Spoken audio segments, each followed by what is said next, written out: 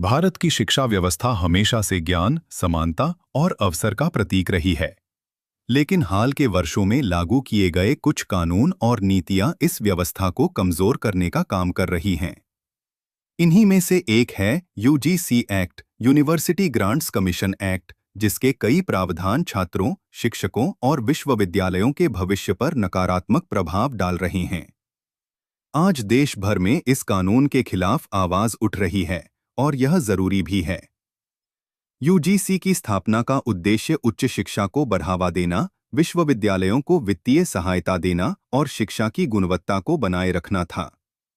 लेकिन नए संशोधनों और कठोर नियमों ने इसे नियंत्रण का एक साधन बना दिया है। विश्वविद्यालयों की स्वायत्तता धीरे धीरे खत्म होती जा रही है।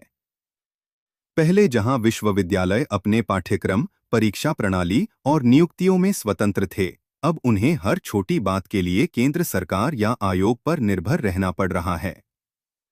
सबसे बड़ा नुकसान छात्रों को हो रहा है।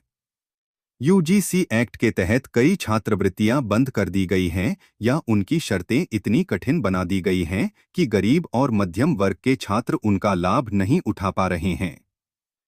फीस में लगातार बढ़ोतरी हो रही है, जिससे शिक्षा अमीरों की पहुंच तक सीमित होती जा रही है। क्या शिक्षा अब केवल पैसे वालों का अधिकार बन जाएगी? शिक्षकों की स्थिति भी चिंताजनक हो गई है। नए नियमों के अनुसार स्थायी नियुक्तियों की जगह अस्थायी और कॉन्ट्रैक्ट आधारित नौकरियों को बढ़ावा दिया जा रहा है। इससे शिक्षकों में असुरक्षा की भावना बढ़ रही है और वे पूरी निष्ठा से पढ़ाने में असमर्थ हो रहे हैं। एक अस्थायी शिक्षक अपने भविष्य को लेकर चिंतित रहेगा, तो वह छात्रों को बेहतर शिक्षा कैसे देगा?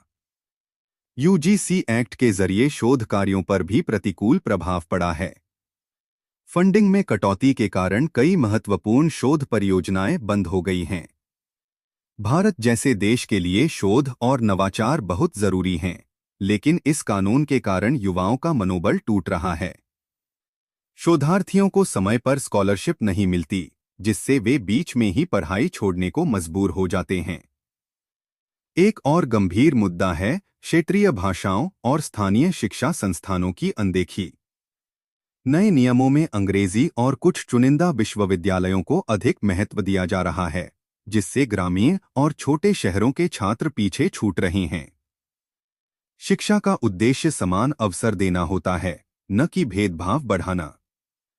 यूजीसी एक्ट के तहत विश्वविद्यालयों पर आर्थिक बोझ भी बढ़ा दिया गया है।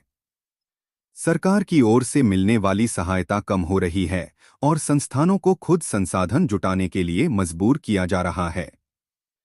इसके परिणामस्वरूप वे फीस बढ़ाते हैं या निजी कंपनियों से समझौते करते हैं, जिससे शिक्षा का व्यवसायीकरण हो रहा है।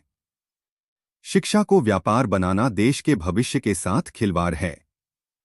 जब शिक्षा लाभ कमाने का साधन बन जाएगी, तो उसका मूल उद्देश्य खत्म हो जाएगा। गरीब छात्र केवल सपने देखते रह जाएंगे और अमीर वर्ग ही आगे बढ़ेगा। इसके अलावा यूजीसी एक्ट के कुछ प्रावधान अभिव्यक्ति की स्वतंत्रता पर भी प्रभाव डालते हैं।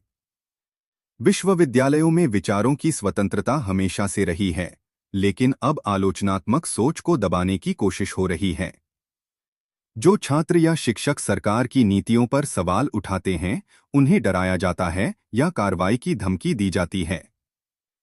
लोकतंत्र में सवाल पूछना अपराध नहीं होना चाहिए। विश्वविद्यालय समाज का आईना होते हैं, जहां नए विचार जन्म लेते हैं। अगर वहां ही डर का माहौल होगा, तो देश का बौद्धिक विकास कैसे होगा?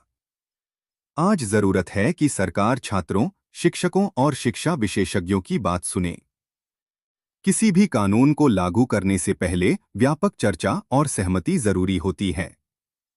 लेकिन यूजीसी एक्ट के मामले में ऐसा नहीं हुआ। इसे जल्दबाजी में लागू किया गया, बिना यह समझे कि इसके दूरगामी परिणाम क्या होंगे।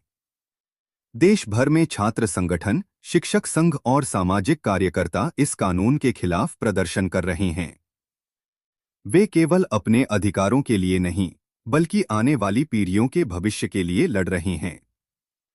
यह आंदोलन केवल शिक्षा का नहीं, बल्कि समानता और न्याय का आंदोलन है।